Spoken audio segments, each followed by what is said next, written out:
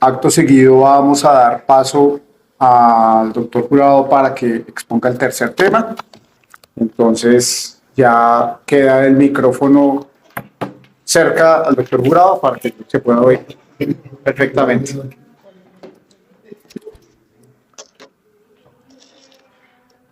Compa, buenos días.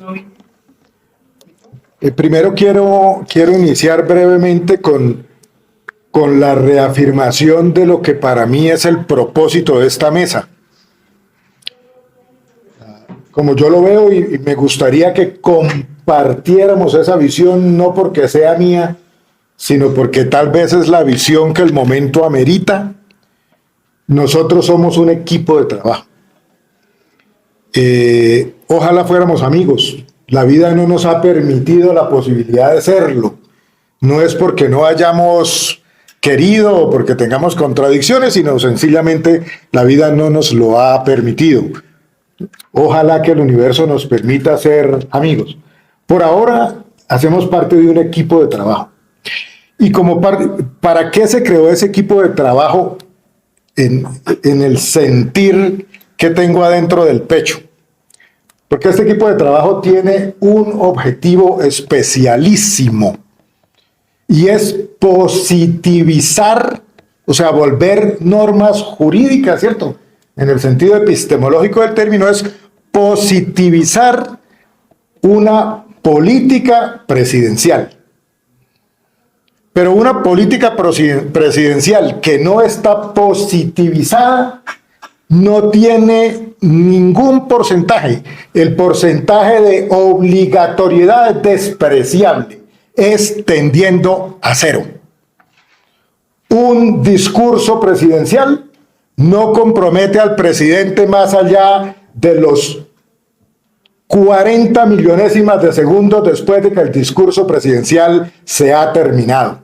O sea, nosotros como equipo, con nuestros intereses, nuestras virtudes y nuestros defectos, tenemos desde hace unos días, hoy por hoy, y vamos a tener durante un tiempo más, la tarea de ayudar a construir unas normas jurídicas que permitan que la voluntad política del presidente Gustavo Petro Urrego se vuelva normas exigibles, porque un discurso no lo es.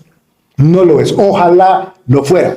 Y especialmente un discurso como el de noviembre del año pasado, que duró 45 minutos, en el cual solo 5 minutos se refirieron a este tema. Los otros 40 minutos fueron sobre el cambio climático, bueno, o sea, fueron sobre muchos otros temas, 5 minutos fueron sobre este tema, y el verbo que utilizó el presidente Petro en ningún momento fue "me comprometo". Nunca. Entonces, ahí no hay un compromiso presidencial distinto al que desde nuestros anhelos y nuestros deseos queremos que haya. Pero desde el punto de vista técnico-jurídico no lo hay. Entonces, primero, somos equipo con esa tarea. Positivizar, crear unas normas jurídicas que permitan que la voluntad presidencial, que es clarísima, se convierta en normas jurídicas exigibles, capaces de solucionar la crisis humanitaria en que estamos. Lo segundo, en mi opinión, nosotros nos estamos enfrentando a lo que la Corte Constitucional colombiana, porque lo aprendió de otras instancias judiciales del mundo, llama un caso difícil. O sea, ese es el concepto. ¿Por qué es un caso difícil? Por 3 razones básicas. La primera constatación es una constatación de carácter empírico. Este es un caso difícil en el que venimos trabajando desde el año 1996, el año siguiente al famoso plan de retiro, y que se aumentó desde el punto de vista cuantitativo y cualitativo en el año 2003. Si este desde el punto de vista empírico de la vida no fuera un caso difícil, hombre, pues no estábamos desde el 95 aquí metidos buscando una solución. Si fuera fácil, como uno suele escuchar en las esquinas, en los cafés, suele leer en los chats, pues el problema ya no existía, ya se había solucionado. Como es un caso difícil, seguimos buscando solución desde el punto de vista empírico. Ustedes podrán corroborar que desde 1995 se controvierte con el Estado básico, básicamente lo mismo que se controvierte desde el 2003, es decir, temas prestacionales, ¿cierto? Incluyendo temas pensionales, como parte de la categoría más general de prestaciones sociales. Se compromete la eficacia de las terminaciones de los contratos de trabajo, en el caso del plan del 95, porque se alega vicios a la voluntad, que los obligaron, que los engañaron, que les metieron gato por liebre, porque allá las terminaciones fueron por mutuo acuerdo, y aquí que fueron unilaterales igual se plantean ineficacias, nulidades, etcétera, ¿cierto? Y, o sea, compartimos los temas que hacen que el caso sea difícil, pero también es un caso difícil desde el punto de vista funcional. O sea, en estos 2003 al 2025 prácticamente ya, en estos 21 años y medio, casi 22 estamos a puertas de cumplir. Si contamos el tiempo desde el 20 de agosto del 2002, que fue cuando con la famosa directiva presidencial número 10 de esa fecha, el presidente Uribe empezó a hablar del programa de renovación de la administración pública, PRAP, ¿cierto? Pues ya llevaríamos 22 años y algunos meses. Si los contamos desde los decretos del 2003 de junio, estamos a punto de completar 22 años. Pero en estas más de 2 décadas, muchísimas autoridades estatales han intervenido y eso también vuelve el tema un tema complejo. Además de que las distintas autoridades que han intervenido no han tenido una única posición de pensamiento, no han tenido una tesis permanente a lo largo de los 22 años, ni han tenido la misma tesis todos los órganos del Estado que han opinado, ¿cierto? Entonces eso hace el caso complejo. Pensemos en el Consejo de Estado, por ejemplo. El Consejo de Estado arranca con un concepto famoso, el concepto 433, ¿cierto? En que dice que hay un régimen especial de las comunicaciones en las comunicaciones. Ratifica ese concepto en el famoso concepto numerado como el 960, se ratifica a sí mismo diciendo hay un régimen especial. El gobierno pide una aclaración a ese 960, hay una segunda parte del 960 que es aclaratoria, el Consejo de Estado recula, echa reversa y dice que no hay régimen especial, que es la parte del concepto que todos conocemos, eso al interior de la sala de consulta. Pero en el mismo Consejo de Estado, la sala de lo contencioso administrativo tiene una línea de pensamiento distinta que viene desde 1959, las primeras decisiones. En esa época era consejero el doctor Guillermo González Charri, que yo creo que todos conocemos suficientemente aquí, ¿cierto? Que es uno de los grandes doctrinantes del país. En esa época era consejero de Estado. Empezó a acuñar una comprensión, un entendimiento muy social de las normas que regulaban el tema pensional en el sector comunicaciones, ¿cierto? En ese momento correos, telégrafos y teléfonos, ¿sí? Que eran los 3 ramos que integraban el sector. O sea, el Consejo de Estado acuña una línea bastante intuitiva, bastante garantista, que entiende que es un régimen especial que no depende de la actividad, es decir, no depende del cargo de excepción, ¿cierto? No depende del riesgo, sino de que es un régimen especial que depende de que la entidad pertenezca a lo que se llama el sector servicios nacionales de correos, telégrafos y telecomunicaciones y teléfono, ¿cierto? O sea, así es como lo llama las normas, así es como existe normativamente hablando. Entonces, ahí tenemos uno de los actores que ha intervenido. Tenemos una Corte Constitucional que nos ha dado la razón en temas puntuales de manera muy importante, ¿cierto? Estas más de 2 décadas, y tenemos una Corte Constitucional que nos ha negado la razón en temas supremamente importantes, entre ellos el tema pensional, y nos ha pateado duro, y nos ha pegado en sitios en donde duele la patada. Tenemos una Corte Suprema de Justicia que también ha opinado, que nos ha pateado duro, donde nos ha dolido la mayor parte de las veces y que en algunas ocasiones nos ha hecho un cariñito, así chiquitico, pero la mayor parte de las veces nos ha hecho daño, ¿cierto? Entonces, también es difícil desde el punto de vista de los actores estatales que intervienen. Tuvimos una época en que el Ejecutivo colombiano lo único que entendía era el anterior presidente hizo las cosas bien, que era yo mismo en el segundo mandato del presidente Uribe, ¿cierto? Luego en el primer mandato de Santos el anterior presidente hizo bien, luego el anterior hizo bien, llegamos a Duque hizo bien. O sea, el Ejecutivo se reafirmaba en que lo que hizo estaba acorde con la Constitución nacional y con las leyes que tenía que haber respetado, y durante muchísimos años no logramos sacarlos de esa posición, ¿cierto? Tenemos distintas autoridades que han conceptuado sin que ninguno de los conceptos sea obligatorio, ¿cierto? Ni siquiera el de la Sala de Consulta y Servicio Civil del Consejo de Estado, mucho menos los de los que son inferiores al Consejo de Estado, ¿cierto? Llámese el Ministerio de Trabajo, llámese la Función Pública o llámese el inspector de la esquina al que también le hemos pedido conceptos. O sea, si ni siquiera los conceptos de la Sala de Consulta y Servicio Civil del Consejo de Estado son obligatorios, pues los demás tienen un grado de obligatoriedad muchísimo menor. O sea, ese es el segundo conjunto de cosas que hacen que este caso sea difícil. Y un tercero que es muy propio nuestro, ¿cierto? Es un grado de dificultad cultural.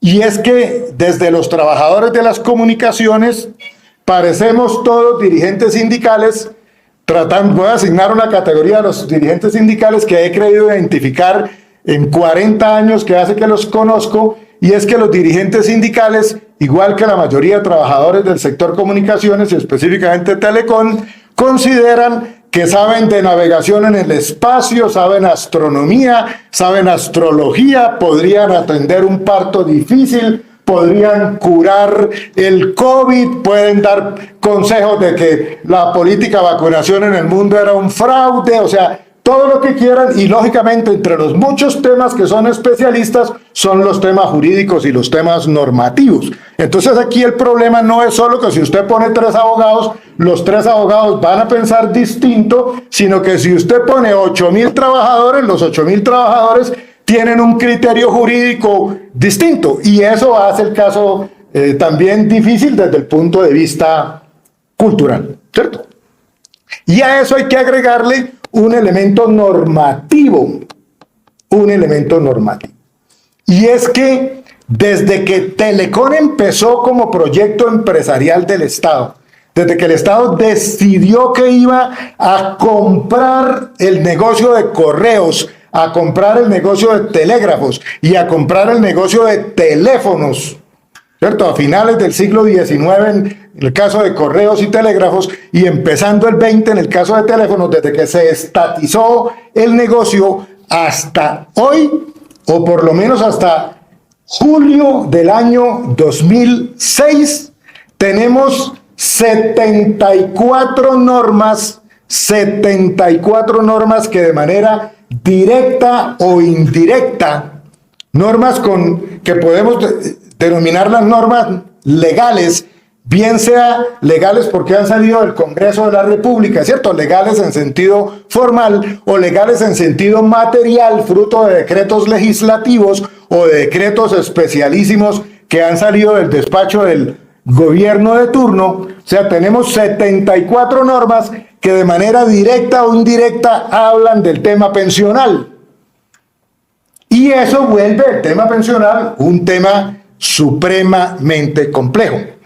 Si a eso le cruzamos nuestra característica cultural de querer saber de todo, pues hermanos, llegamos al punto donde estamos. O sea, no podíamos haber llegado a otro. O sea, cuando yo hoy todavía pretendo, sin hacer abstracción del tema de si una norma ha sido derogada de manera expresa, ha sido derogada de manera tácita, si ha sido abrogada, si ha sido subrogada, o sea, cuando no sé ni siquiera qué es eso, y sin embargo pido que me apliquen una norma de 1906 o de 1920, que además, cuando uno las va a examinar, la mayoría de esas normas tiene que verlas bajo 2 constituciones nacionales distintas. La de 1886, ¿cierto? En la que lo único que se hablaba del sector de las comunicaciones, no se hablaba nada de Telecom porque no existía, Lo único que se hablaba del sector comunicaciones en la Constitución del 86 era que se decía que la correspondencia es inviolable, lo único que tenía que ver con los correos de esa época, ¿cierto? O sea, se hablaba de eso. Y pasamos a una Constitución de 1991, una de la que estamos enamorados todos y de que defendemos mucho, que sin embargo en materia del sector comunicaciones tiene un exabrupto terrible, terrible. Y es que uno de los artículos de la Carta Política de 1991, desde julio de 1991, nos avisó que se iba a privatizar Telecom. Cuando dice que hay que acabar con los monopolios en cabeza del Estado. Hay un artículo de la Carta Política del 91 que trazó la política. Lo que sea monopolio estatal hay que entregárselo al sector privado. Pues en esa constitución estamos. Bajo esas dos constituciones debemos mirar las 74 leyes. La primera, las constituciones, la constitución del 86, de manera expresa no hablaba en qué se podía apoyar uno como trabajador para pedir el derecho a una pensión. No hablaba de las fuentes de derecho, ahí no decía nada. La Constitución de 1991, en el artículo 230, ya empiezo a hablar de artículos en específico, empezó a hablar de las fuentes de derecho en Colombia. Y básicamente dijo que las principales fuentes de derecho eran las leyes. Esa es la principal fuente de derecho. Y todas las demás son fuentes de derecho auxiliares. ¿Cierto? Entonces las decisiones de los jueces, de la inmensa mayoría, salvo las de la Corte Constitucional, la sentencia C, son meras fuentes de derecho auxiliares, son doctrina. Pero doctrina es lo mismo que escribo yo en un mensaje de WhatsApp, yo que soy un ciudadano de a pie, es tan doctrina como lo que escribe la Sala de Consulta y Servicio Civil del Consejo de Estado. Desde el punto de vista de la obligatoriedad es lo mismo, sirve para lo mismo. Un mensaje de WhatsApp, perdóname que lo utilice de ejemplo, mi doctor Serna, el doctor Serna, o mío, el doctor Manuel, que lo que sirve el concepto del Consejo de Estado. O sea, sirve para muy poco, ¿cierto? Lo que pasa es que dependiendo de quién sea el poderoso de turno, pues le dan valor a lo que dice el Consejo de Estado o le dan valor a lo que dice mi doctor Serna. Perfectamente, depende de quién sea el que mande, ¿cierto? Y vuelva a la doctrina, una doctrina que debe acatarse.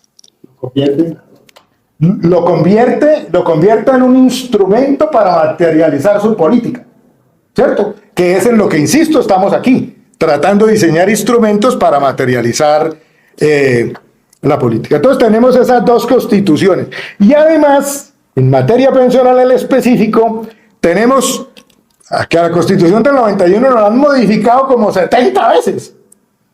Pero especialmente para el tema que nos ocupa tenemos el famoso Acto Legislativo 01 del 2005.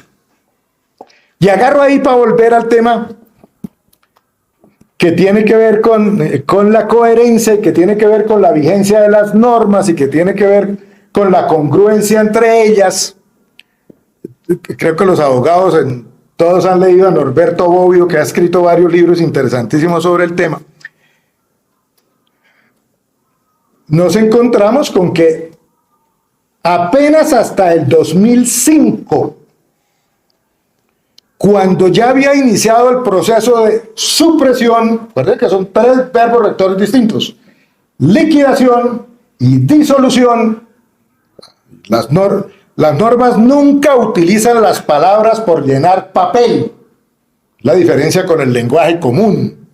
Yo puedo decir lo que a bien se me tenga sin tener en cuenta cuál es el contenido de un concepto. O sea, hasta ese momento que inició ese proceso que tiene tres componentes, supresión, liquidación y disolución, en el país, uno de los temas propios de la negociación colectiva era el tema pensional. Nadie le prohibía a los trabajadores, nadie le prohibía a los empleadores públicos y privados que reconocieran derechos en materia pensional.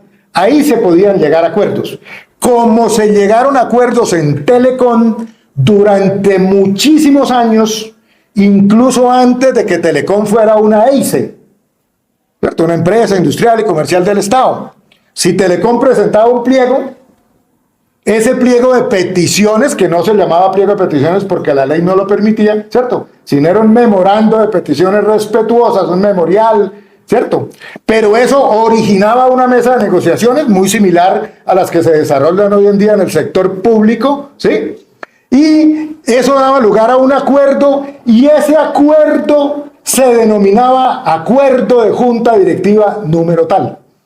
Revisen ustedes, yo estos días estuve mirando el archivo de UPECO, unas revistas que publicaba Telecom durante mucho tiempo, que se llama Telecom 30 días, y ustedes en varias de esas revistas Telecom 30 días van a encontrarse con las fotos y los acuerdos y con la noticia de que ese acuerdo al cual llegó Telecom y la junta directiva de Telecom se va a convertir en un acuerdo de junta directiva. Lo que es importantísimo, porque eso cambia el color de la sangre de los acuerdos de junta directiva. Dejan de ser sangre roja, sangre mundana, sangre de ciudadano de pie, y los vuelve sangre azul, sangre de aristócrata. O sea, vuelve esos acuerdos el fruto de un proceso de negociación y lo pone a salvo de algunos de los ataques que les han venido infringiendo y que nos han llevado a creer que los acuerdos de junta directiva podrían eventualmente resultar modificados por leyes ordinarias. No es así. Entonces, ahí tenemos, o sea, prueba documental, gráfica, fotográfica de ese alrededor. Nosotros tenemos un periodo hasta antes de 1945, que incluye la ley 43 y las famosas leyes del 45 de la que tanto han hablado, en que tenemos muchísimas normas muy dispersas. Hay que hacer un doctorado para aprender cuáles son las normas que hablaban del tema pensional en Telecom. Ayer de chiripa, la divina providencia, el universo y especialmente mis amigos vendedores de libros viejos me permitió conocer esto. ¿Cómo fue que dijo usted que se llamaba? Este es un libro editado en 1900, un incunable. Este es un libro editado en 1945 por la Imprenta Nacional. O sea, no es una copia, no es un libro, es un libro de 1945 que contiene un reglamento del que hasta ayer yo aprendí que existía, un decreto. Es editado por el Ministerio de Correos y Telégrafos, ¿no? Es el decreto número 1418 del 14 de junio de 1945. Y con este resumo hasta ese momento todo. Leo y considerando, solo tiene dos renglones. Que por falta de una compilación de las disposiciones vigentes sobre correos, telégrafos y teléfonos, se hace muy difícil la consulta de las diversas leyes y del gran número de decretos que reglamentan estos servicios, que en tales circunstancias se hace necesario consignar en un solo acto ejecutivo, como se llamaban antes los actos administrativos, con la debida separación de acuerdo con las diversas materias, las disposiciones que regulan la marcha de los citados ramos. Y es un acto ejecutivo, un decreto, diríamos en la terminología de la Constitución del 91, que tiene la bobadita de 1538 artículos. Un decretico con 1538 artículos, de los cuales un número bastante significativo versan sobre pensiones. Pensiones en correos, pensiones en telégrafos y pensiones en teléfonos.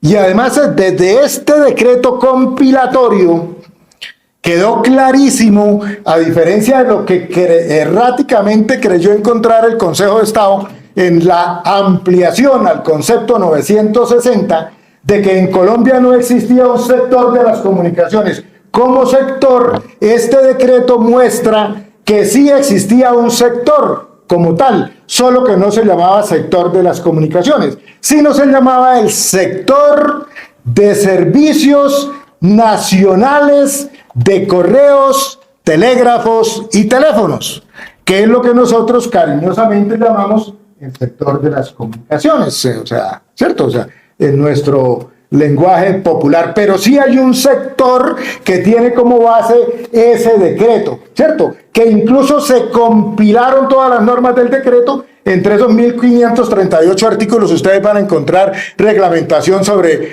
cómo se entrega el telegrama, qué dice en el telegrama, cómo es la clave del código Morse. O sea, hay de todo como en botica. Pero lógicamente hay artículos para cada uno de los ramos de ese sector, el ramo de correos, el ramo de telégrafos y el ramo de teléfonos. Hay artículos que regulan lo que tienen que ver con las prestaciones, primas, vacaciones, auxilios, seguros, no sé qué, y pensiones lógicamente incluidas, ¿cierto? Entonces, si uno mira el 1538, el artículo que es el último de ese decreto, va a encontrar con que ese decreto nos facilita la labor de las 74 normas, porque él de manera expresa deroga muchos de los artículos en que nosotros nos veníamos apoyando.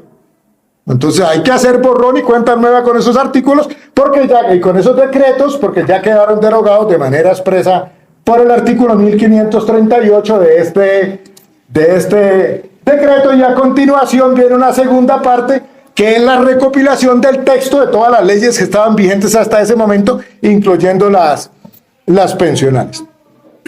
Lo que hace que estemos ante un tema difícil también es que nosotros hemos tenido de la creación de Telecom a hoy varias reformas generales de la estructura del Estado, mierda. O sea, distintos presidentes de la época, empezando por Alfonso López Pumarejo, ¿cierto? O sea, que hizo una formidable reforma, ¿cierto? Hasta las reformas del presidente Uribe, que fueron nefastas. O sea, en esos dos personajes que en esa materia son opuestos, ¿cierto? Hemos tenido muchísimas reformas de la estructura del Estado, hechas todas, implementadas todas, con apoyo en las facultades constitucionales que la Constitución del 86 o la del 91 le daban al presidente, para suprimir cargos, para suprimir entidades, etc. Entonces hemos tenido esa complejidad también. Y aparte de eso, hemos tenido varias leyes, las enuncio solamente el nombre porque todos ustedes ya son especialistas en ellas, ¿sí? Que han pretendido regular de manera global el tema prestacional de los trabajadores, incluyendo el tema pensional. Entonces tenemos el Decreto Ley 3135 de 1968, que creyó que con el Decreto Ley 3135 del 68, como creyeron los congresistas cuando fueron los paramilitares de Ralito, o sea que ahí empezaba la historia. Y el Decreto 3135 del 68 creyó que con ese decreto empezaban las pensiones en el sector público colombiano, ¿cierto? Y luego los operadores judiciales, después de 40 años, creyeron que en efecto ahí había empezado, que antes no había, que el mundo no existía, que las pensiones empezaban a tener nombre como en 100 años de soledad, porque en ese momento le pusieron nombre, nada más distinto a la realidad, ¿cierto? Luego tuvimos una segunda ley que pretendió hacer lo mismo con el sector público, que fue la ley 33 del 85.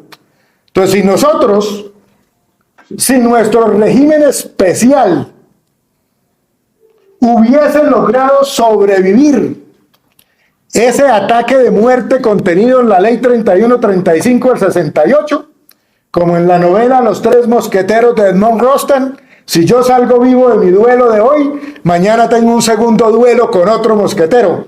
Y si del duelo de mañana salgo vivo, pasado mañana tengo un tercer duelo con un tercer mosquetero. Si nuestro régimen especial salió vivo de ese ataque del Decreto Ley 3135 del 68, debe salir vivo de otro ataque al corazón que está contenido en la Ley 33 del 85. Y si logramos superar ese segundo ataque fratricida, para salir de ese ataque fratricida, entonces viene en nuestra ayuda la ley cuarta del 87, ¿cierto? Con sus famosos decretos 2200 y 2201. Y 5 añitos después viene en nuestra ayuda un decreto que es una bendición del cielo, porque es un decreto que es un decreto constitucional, no es un decreto legislativo, no es un decreto ley, es un decreto constitucional que además no ejerce unas facultades, sino cumple una orden, que es el decreto 2123 del 92. Ahí vamos 2 a 2. 2 ataques de muerte, decreto ley 3135 del 68 y ley 33 del 85, y 2 salvavidas fundamentales, ley cuarta del 87 y decreto 2123 del 92. En números iríamos empatados, ¿cierto? Si de eso se tratara. Y luego viene un tercer ataque al corazón, que es el de la ley 100 del 93, con su hijo bobo, que no era bobo sino vivo, la ley 797 del 2003, ¿cierto? Que modificó algunos artículos de esa ley 100. Entonces, y luego, poquitos días después de esa ley 100 y antes de que arrancara en vigencia, entonces vuelve a equilibrarse la balanza en términos de números, y entonces arranca la convención colectiva de 1994-95 y luego la de 96-97. O sea, desde el punto de vista cuantitativo quedamos empatados. Unos ataques de muerte contra nuestro régimen pensional especial, ¿cierto? Y unos salvavidas trascendentales para nuestro régimen pensional especial, ¿cierto? Y luego ya en el 2005, entonces aparece la prohibición de negociar sobre el tema, pero mientras tanto no había ninguna prohibición. Mientras tanto, los funcionarios de Telecom como servidores públicos no tenían, hasta el acto legislativo 01 del 2005, no tenían prohibido en ninguna norma sentarse a hablar con el sindicato, bien a pactar convenciones colectivas como pudieron hacerlo a partir del año 1994 y en efecto lo hicieron, ni a llegar a acuerdos para poner fin a negociaciones colectivas que se recogieran en acuerdos de junta directiva o en resoluciones o en decretos, que es lo que hace ahora el gobierno nacional, ¿cierto? Cualquiera que esté al tanto de las noticias se entera de que cada 2 años, cada año, hay negociaciones de todo el sector público. Y eso, en ese caso difícil, hay que meterle otro enredo que tiene que ver con las teleasociadas. Que es que las teleasociadas desde sus orígenes no fueron entidades descentralizadas del orden nacional, sino que fueron entidades descentralizadas del orden territorial o departamental en unos pocos casos o municipal en el otro. Y por lo tanto, todo el esquema que nosotros hemos venido aplicando no aplica allá. Allá hay otras reglas del juego que tienen que ver con las entidades descentralizadas del orden municipal y no las nacionales, ¿cierto? Entonces, es como el... Voy a terminar porque la verdad hay un decreto, hay un escrito de 109 hojas donde va a estar el detalle de lo que solamente estoy diciendo a modo de abrebocas para tratar de generar la curiosidad, porque el escrito es una mamera y tiene que tener uno la curiosidad abierta para leer semejante bodrio. De otra manera no lo lee, ¿cierto? Entonces, ¿qué ocurre? Que a nosotros, hasta ahora, en estos últimos años, desde finales de la década del 90, 1998 para ser exactos, empezaron a decirnos a nosotros como ciudadanos, como trabajadores en ese momento activos de Telecom y Teleasociadas, que es que no hay un régimen legal especial del sector de las comunicaciones. Pues yo diría, haciendo un juego de palabras, que tienen razón. No hay un régimen legal especial de las comunicaciones, desde el punto de vista de la forma. Pero están equivocados desde el punto de vista del fondo, porque sí hay un régimen legal especial del sector de servicios nacionales de correos, telégrafos y teléfonos, que para los efectos de satisfacer nuestra necesidad es lo mismo, ¿cierto? Aunque, hayamos tenido que comernos el sapo todos estos años de no encontrar en ninguna parte un régimen especial del sector de las comunicaciones, ¿cierto? Por eso se han aprovechado digamos que de la situación, ¿no? Entonces, esos conceptos que se han construido parten de esa afirmación. Nosotros esperamos poder demostrar con las citas que estamos haciendo en el documento, alusivas a unas normas, que sí existe un régimen especial, ¿cierto? Entonces, En el documento ustedes van a encontrar, yo voy a dar una posición muy personal mía, o sea, yo la verdad me aparto de quienes creen que el gobierno y el par no ha dicho qué piensan. Yo me aparto. Yo creo que el gobierno y el par sí ha dicho qué piensan todos estos años. Lo que pasa es que lo que dicen que piensan a nosotros no nos gusta, pero eso no quiere decir que no hayan dicho. O sea, no hayan dicho. Yo en el documento, entonces atrevidamente me atreví a hablar de que hay un conjunto de tesis, varias tesis de distintas autoridades, todas en contra nuestra. Todas no. Algún día le dije a Bernardo que no utilizara ese cuantificador universal. ¿Cierto? O sea, la mayoría son en contra nuestra, pero hay algunas tesis que son a favor nuestro y está nuestra propia tesis. Una ampliación de 5 minutos y termino. ¿Posible? ¿Qué dice la mesa? Sí, listo. Entonces, muy rápidamente solo anuncio las tesis, los llamo a que las lean porque están desarrolladas en el documento de manera sintética. Esas tesis, en mi opinión, son las respuestas. O sea, yo invitaría que dejemos de decir que no han respondido. Lo que habría más bien que preguntar ahorita es, bueno, esa tesis que nosotros... ¿Ha cambiado? ¿O va a cambiar? Sí. ¿Sí? ¿Qué es?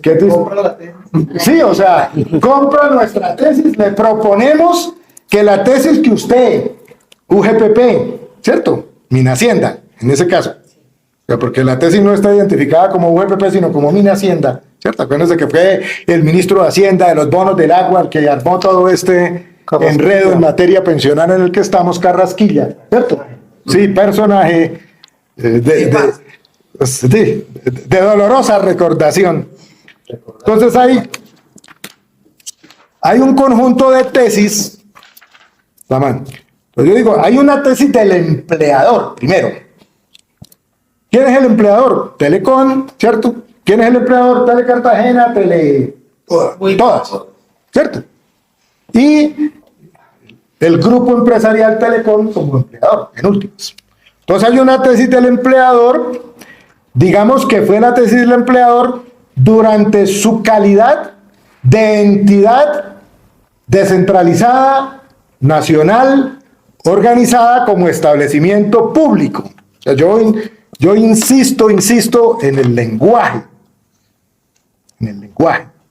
Entidad descentralizada, nacional, organizada como establecimiento público, es distinto a entidad descentralizada, nacional, organizada como EICE, como Empresa Industrial y Comercial del Estado, así como es muy distinto a entidad descentralizada, territorial, organizada como sociedad por acciones, bien sea oficial, mixta o privada. Son 5 categorías distintas que tienen 5 universos normativos distintos atrás. No me sigan diciendo que esto se soluciona fácil la semana entrante. Por lo menos a mí no. Díganselo al que ustedes quieran decírselo, pero conmigo tengan la consideración de no irrespetarme.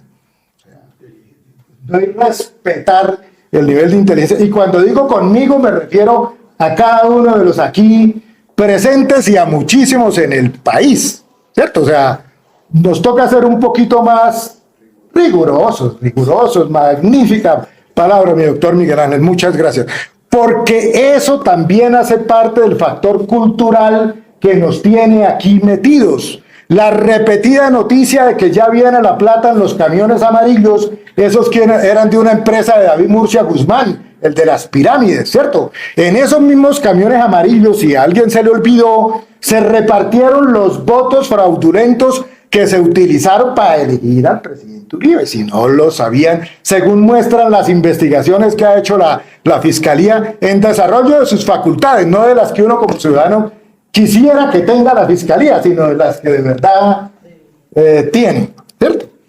Entonces, hay una tesis del empleador para ese periodo, cuando Telecom era entidad descentralizada, del orden nacional organizada como establecimiento público.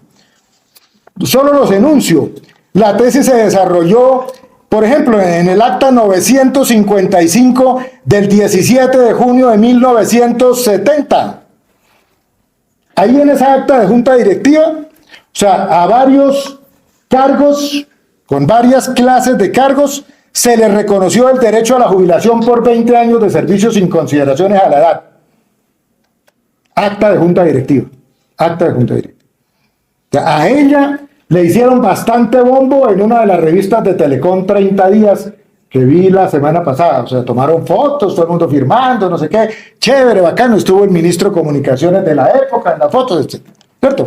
Esa tesis, o sea, que coincidía con la nuestra, que era garantista, volvió a recogerse, a exponerse en otra resolución mucho más conocida que la anterior acta, que es la resolución 7039 de diciembre del 79, ¿cierto? Que fue una resolución por la cual se reglamenta el régimen pensional de la empresa. Tiene 16 artículos esa resolución. Está firmada por el presidente de Telecom, el vicepresidente de Relaciones Laborales y el secretario general de Telecom. 0007039 del 7 de diciembre del 79. Pero si ustedes miran también esa revista Telecom 30 días, que hace parte del propio reconocimiento, no sé si alcance a tener las características de una confesión de parte, no lo creo, pero por lo menos hace parte de la historia documental, ¿cierto? De los documentos en que se ha expresado la tesis que en ese momento tenía Telecom. Por ejemplo, en la revista Telecom 30 días, páginas 7 y 8, que corresponde al mes de diciembre del año 1990, aparece un artículo que se llama Todo sobre jubilación, así se llama, ¿cierto? Firmada por quien era vicepresidente de talento humano de Telecom en esa época. No se llamaba de talento humano en esa época, se llamaba de recursos humanos. Ahí se lee, por ejemplo, que en ese momento habían 8.055 pensionados y que en promedio se estaban pensionando 350 anualmente.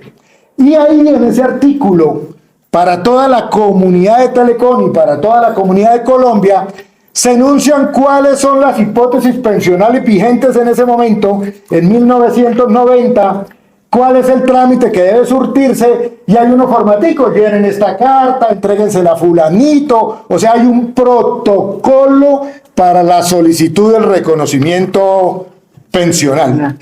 O sea, para referirme solo a esos, en esos documentos se recoge la tesis que estaba vigente, ¿cierto? Cuando Telecom era un establecimiento público. Pero luego hay una tesis de Telecom cuando Telecom se transforma en EICE, en Empresa Industrial y Comercial del Estado, ¿cierto? Ustedes conocen mejor que yo cómo se desarrolla esa sigla. Pero esa tesis, o sea, desde cuando Telecom era EICE, puede dividirse en varios periodos porque la tesis cambió. Lo que pasa es que nosotros como trabajadores no solemos darnos cuenta, porque a nosotros como trabajadores nos pasa lo que le pasa al sapo o a la rana que echan en una olla con agua fría, pero se la van calentando lentamente. Si a nosotros nos metieran de una vez en una olla de agua hirviendo, el salto que dábamos nos salvaba la vida, ¿cierto? Sí. Pero como despacito, cuando ya el agua está que nos ha quitado la vida, ya que carajo, ya no somos capaces de brincar, ¿cierto? Ya no tenemos la fuerza. Estamos después del ojo afuera, no hay Santa Lucía que valga, dice el sabio dicho popular. Entonces, en el periodo de EICE, la tesis de Telecom puede intentar periodizarse, ¿cierto? Periodizarse y por lo menos en dos subperiodos que van desde el momento en que Telecom se transformó en Empresa Industrial y Comercial del Estado hasta el 20 de agosto del 2002, que fue la época en que empezó la implementación del PRAP, del Programa de Renovación de la Administración Pública, ¿cierto? El número 10 del año 2025, así como hubo la Directiva Presidencial número 10 del año 2002, suscrita por el presidente Uribe, en donde él incluso habla de su programa de gobierno con el cual lo eligieron, en materia de renovación de la administración pública, ¿cierto? Y refiriéndose a su programa de gobierno, metido ahí en la directiva presidencial número 10, se decide reestructurar el Estado. Igual podría ser el presidente Petro, haciendo alusión a sus compromisos en el programa de gobierno con los trabajadores, ¿cierto? Emite una directiva presidencial, ojalá fuera coincidencialmente la número 10 del 2025, en que dice que va a crear un equipo de trabajo, una comisión permanente, pero permanente no quiere decir eterna, por supuesto, permanente con unos tiempos, con unos responsables y con una agenda que va a intentar solucionar, o que va a solucionar, o que tiene la meta de solucionar la crisis humanitaria, social, laboral, etcétera, etcétera, en que quedaron las víctimas de la implementación del PRAP, incluso hace referencia a la directiva presidencial 10 de agosto del 2012, etcétera, pensando un poco en esa tarea que tenemos pendiente. Entonces, hay una tesis de ese primer periodo hasta antes de la circular 010 del 20 de agosto, recogida en el famoso oficio fechado junio 23 del 97, que dirigió el presidente de Telecom de la época, ¿cierto? El famoso estudio jurídico sobre el régimen pensional aplicable a los servidores públicos de Telecom. Para información de todos ustedes, ayer me hicieron entrega de un ejemplar del estudio, anoche, ya como a las 10 de la noche, pues la verdad es un documento bastante voluminoso. No he podido ni siquiera quitarle las cuerdas con las cuales está amarrado, porque es como esos expedientes antiguos de los juzgados que están amarrados con cuerdas de fique, ¿cierto? O sea, alguna persona desde Telecom enviaron un ejemplar a Caprecón.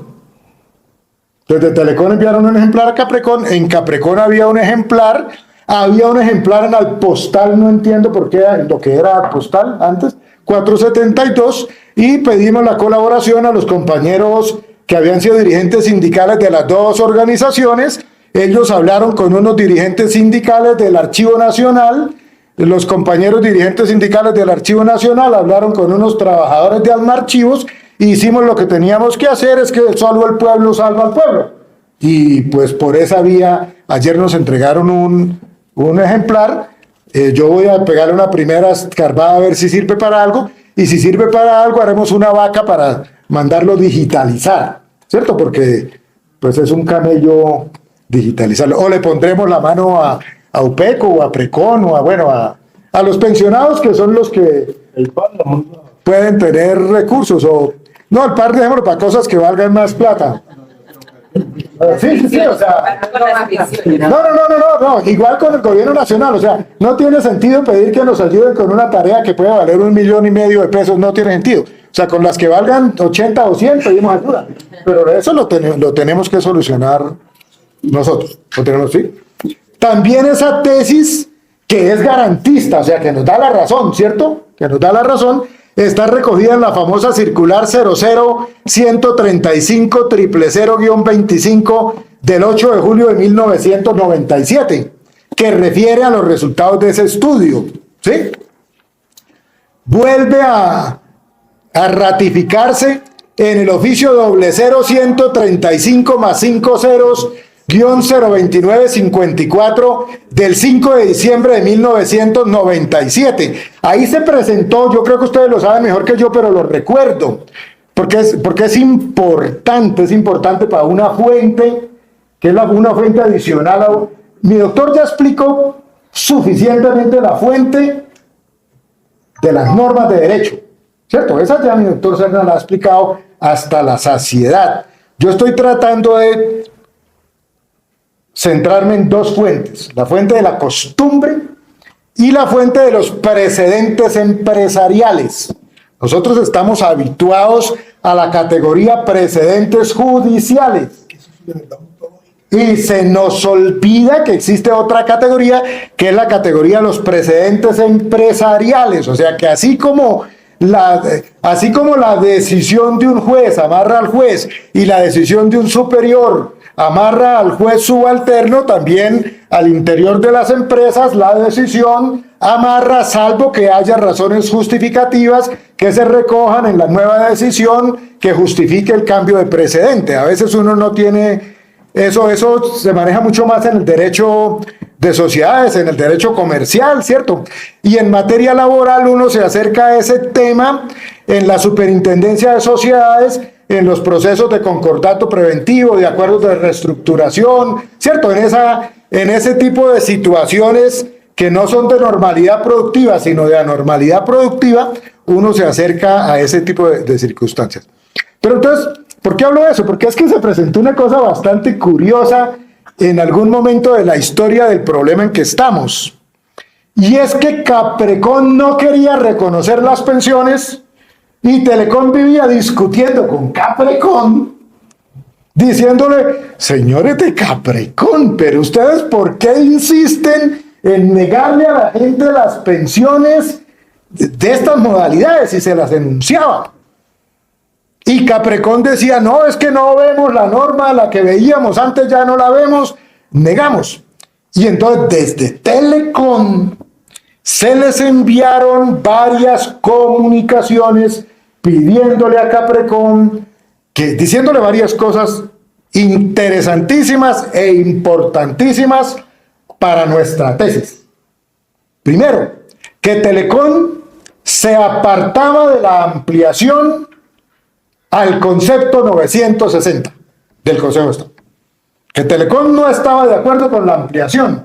Es decir, que Telecom seguía pensando que había un régimen pensional especial aplicable en Telecom. Aunque el Consejo de Estado, y echaban un discurso que eso no es obligatorio, que el propio concepto dice, etcétera, etcétera, ¿cierto? Entonces decía, nosotros contratamos unos estudios.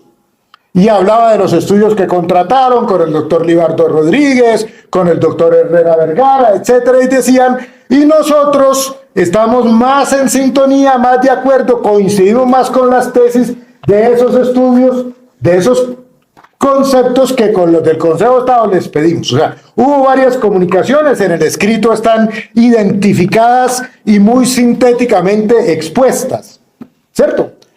Y hubo un momento en ese intercambio epistolar, no de pistolas, sino de cartas, ¿no? Epistolar viene de pistola, acuérdense. Entonces, en ese intercambio epistolar, hubo un momento en que Telecom empieza a presionar, en el buen sentido del término, a Caprecon, a decirles, señores de Caprecon, es que por responsabilidad de ustedes, con esas pensiones que ustedes se han negado a reconocer, a nosotros nos están demandando, a nosotros nos están condenando, y no solamente nos están condenando a reconocer el estatus de pensionado y a pagar el retroactivo, junto con los intereses, la corrección monetaria, sino que en muchos casos nos han obligado a pagar indemnización moratoria, y eso vale un platal. Si ustedes van a ponerle frente a ese daño fiscal, manténganse en la posición, pero díganoslo por escrito. O sea, por lo menos en dos comunicaciones que aquí están claramente identificadas, ¿cierto? Entonces, esa era la tesis del empleador Ecopetrol en su etapa, en su periodo inicial de EICE. Claro, cuando Ecopetrol es puesto en proceso de supresión, de liquidación y disolución en el año 2003, ¿cierto? Arrancando en agosto del 2002 para los efectos, ¿cierto? Telecom, Telecom, perdón, es que estos días he estado con el tema de la pensión del 260 en Ecopetrol y, perdón por el lapso. Cuando Telecom es puesto en ese escenario, Telecom sencilla y llanamente, o sea, cede, apenas comprensible, no lo justifico, ¿cierto? Pero lo comprendo, a las presiones que se hacían desde el despacho del señor ministro de Hacienda, ¿cierto?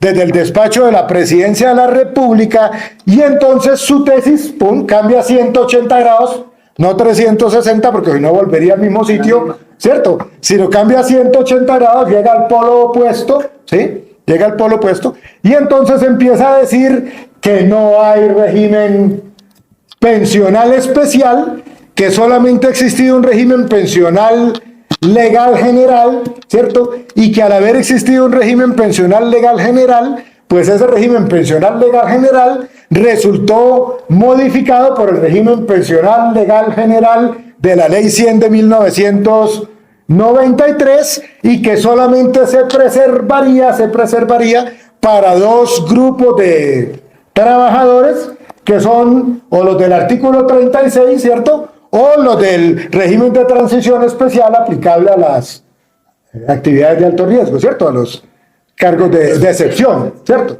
De excepción.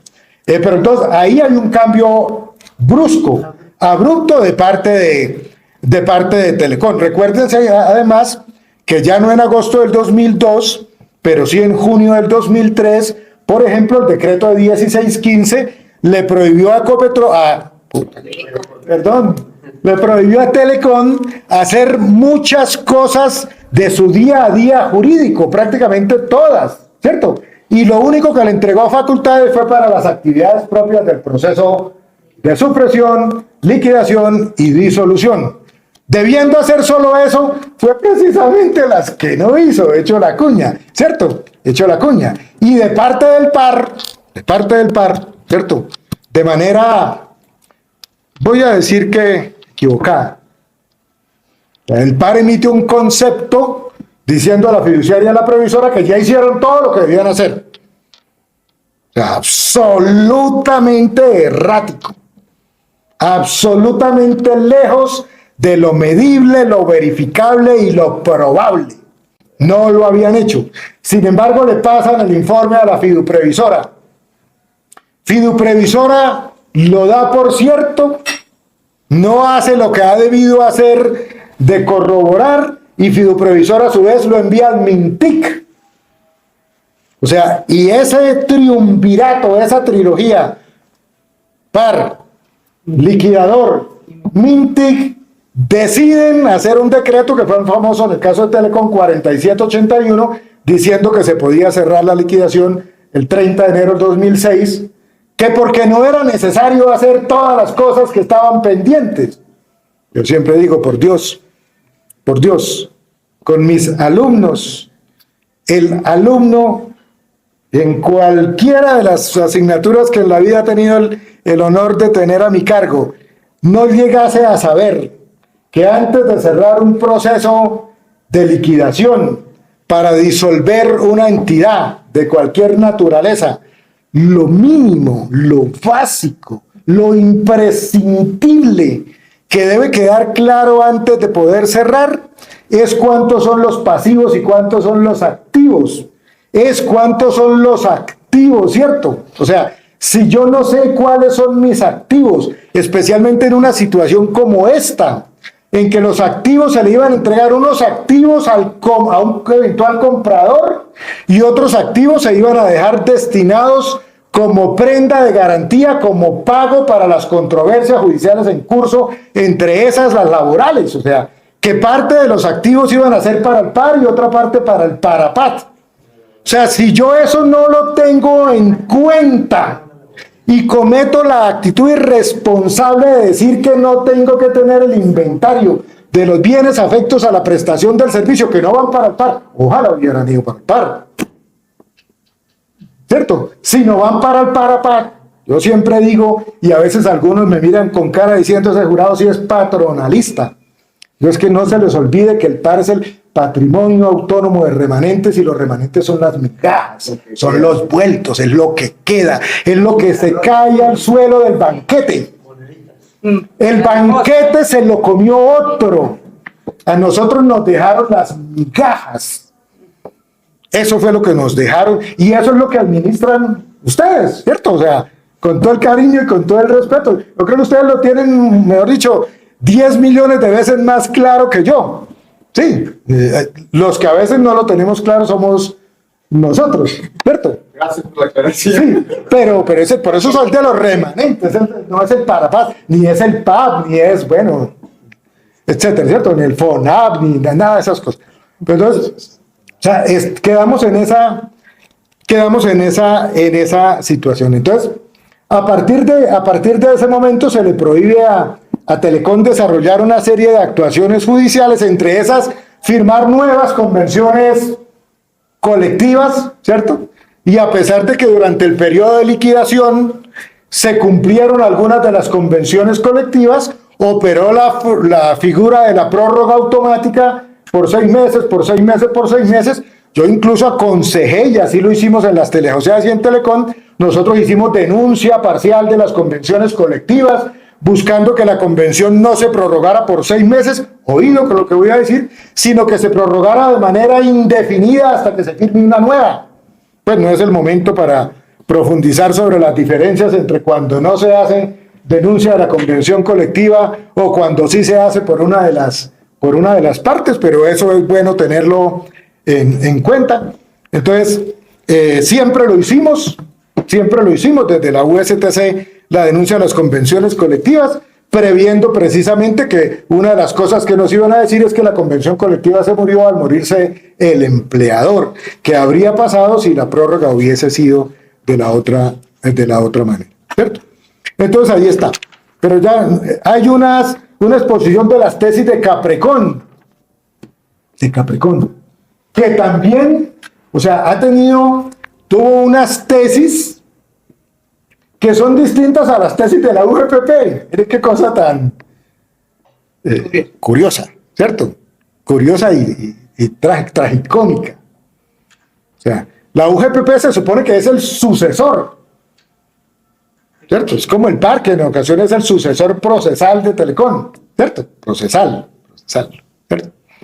De Telecom. Pero sin embargo, o sea, los sucesores se vuelven más papistas que el Papa. ¿Sí?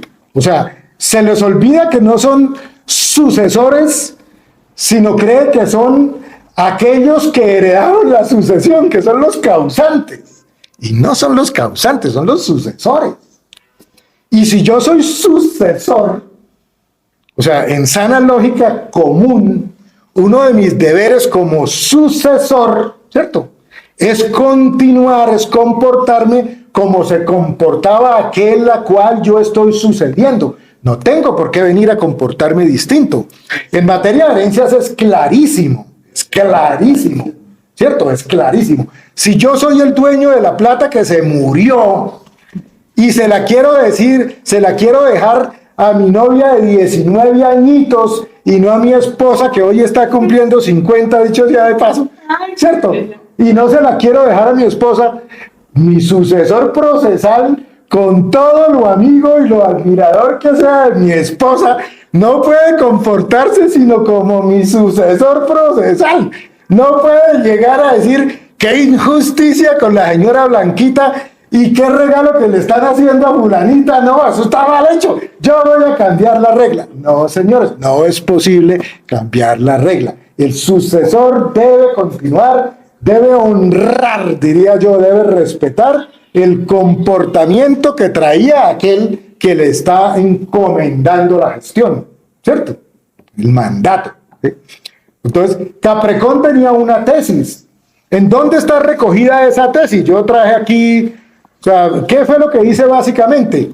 Un ejercicio que podría hacerse mucho mejor desde la UGPP, porque es muy simpático, voy a regañarme a mí mismo, y al regañarme a mí mismo, pues nos hago un llamado de atención a todos, y es que digo, mándenme todas las resoluciones que tengan de Caprecón reconociendo pensiones. Me dicen que hay 15.000 pensionados.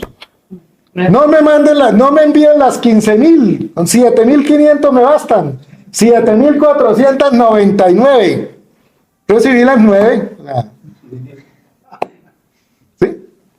Ese es el estado de nuestro equipo. El estado medible, el verificable. Lo otro es lo que anhelamos que sea nuestro equipo, lo que nos gustaría que fuera. Que es muy distinto, ¿cierto? Entonces recibí varias recibí que reconocieron y que negaron, ¿cierto? Hay de todo como en botica. ¿Qué quiero decir? Hay de todo como en botica. O sea, hay resoluciones que se hacen de mala gana.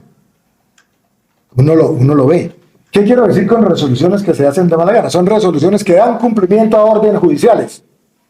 Entonces, el funcionario que sustanció la resolución no se limita a ser preciso para decir yo escribo porque me dieron la orden judicial, sino que lo escribe de una manera como diciendo, me perdonan la vulgaridad, pues puta, me tocó escribir una cosa que no quiero, pero estoy haciendo la tarea, ¿no? Ojalá lo hubieran escrito como el presidente Petro cuando hizo esa rectificación que le ordenó hacer el Consejo de Estado, que hizo una maravilla de rectificación formidable, que fue muchísimo mejor que lo que le pidieron rectificar. Entonces, hay unas resoluciones que le dan cumplimiento a normas, a órdenes judiciales que nos ayudan poco en el término de la búsqueda de tesis jurídicas. Sí, porque no, yo estoy haciendo la tarea. Yo aquí no me pidan que explique nada distinto a que estoy cumpliendo la sentencia del Tribunal Administrativo del Tolima o estoy haciendo la tarea que me puso el Consejo de Estado, etcétera, etcétera, ¿cierto? Hay unas que reconocen el derecho, ¿cierto? Pero con esas resoluciones es simpático. Claro, es otra cultura. Como era una cultura en la que no había discusión, o sea, nadie ponía en duda, nadie, que ustedes tenían un derecho con apoyo en unas normas que les consagraban un régimen legal, pero especial, ¿cierto? De sangre azul, no de sangre roja. Como nadie ponía en duda, no, la resolución que emitía Caprecón no tenía una justificación. Entonces, por más que uno busca en esas resoluciones un discurso jurídico, ¿cierto? Que sustente, que justifique.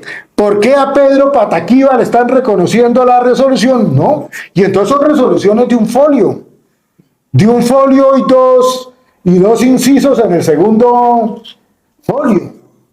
Y no tiene justificación de derecho. Tiene uno que mirar las resoluciones, resolución por resolución, y entonces abajo, ya incluso casi que después de las firmas. O sea, como porque, uy, de verdad que nos toca escribir algo de por qué fue que nosotros reconocimos. No tiene motivación ninguna. Dice normas aplicables. Pero no tienen motivación. ¿Qué cosa las que reconocen las pensiones? Pero vienen las normas aplicables. Entonces, uno se pone a mirar en las resoluciones cuáles son las normas aplicables, ¿cierto? Y de ahí construye uno una tesis de cuáles eran las normas vigentes, ¿cierto? ¿Cuáles eran las normas aplicables? ¿Cuáles eran las normas que integraban el régimen legal especial al punto de que estaban sirviendo de soporte a los actos administrativos con nombres y apellidos? En donde hay discurso jurídico, en donde ya hay motivación que le permite a uno entender cuál era la lógica jurídica, es en las resoluciones que niegan las pensiones. Miren qué cosa tan importante, aunque parece anecdótico. El esfuerzo que se hacía desde Caprecón era para decir que no. El sí fluía. Cuando reconocían la pensión, la cultura interna en Caprecón era, hay que decir que sí. No le queme tiempo a eso, dígale que sí. Pero cuando llegaba algún caso en que consideraban que había que decir que no, la instrucción debía ser, hermano, usted va a decir que no, hágame el favor, siéntese y haga la tarea y justifique bien justificadito por qué va a decir que no. Y entonces en las que niegan las pensiones, uno encuentra una motivación no solo extensa, sino una motivación cualitativa, ¿cierto? Se hacen un esfuerzo. ¿Y qué es lo que uno encuentra, por lo menos en las que yo tuve acceso a la lectura? Que la mayor parte de veces se niega es por temas de incumplimiento de los requisitos de hecho. Es decir, la persona todavía no tiene 50 y creyó que ya tenía 50, la persona no tenía 25 de servicios o completaba los 25 de servicios metiendo una entidad que no era estatal y pensó que era estatal. Bueno, o sea, ¿cierto? No tiene que ver con la existencia o inexistencia del régimen especial, ¿cierto? Sino tiene que ver con el cumplimiento o incumplimiento de los requisitos en relación con ese régimen especial. Esa cultura que existía en Caprecón, o sea, soportada en la tesis de que los compañeros tenían el derecho y por lo tanto lo más fácil era decir que sí y lo más difícil, que exigía un mayor esfuerzo intelectual, era decir que no. Eso fue lo que permitió que el Consejo de Estado, desde el año 1959, empezara a decir que en el caso de los cargos de excepción, que en el caso de las actividades de alto riesgo, como se llama para el resto de colombianos, ¿sí?, los 20 años no se debían trabajar todos en el cargo de excepción.